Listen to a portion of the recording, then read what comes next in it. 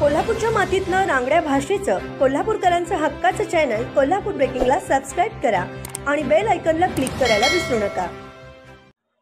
निपाणीजवळील तवंदी घाटामध्ये भीषण अपघात झाला असून या अपघातामध्ये एकावर एक अशा 5 गाड्या आदळून भीषण अपघात झाला आहे। या अपघातात 3 जण जागीच ठार झाले असून अनेक जण जखमी झाले आहेत। तवंदी घाटामध्ये महामार्गाचं काम सुरू असून रखडलेल्या महामार्गाच्या कामामुळेच या ठिकाणी अनेक अपघात होत असल्याची प्रतिक्रिया नागरिकांमधून व्यक्त होत आहे।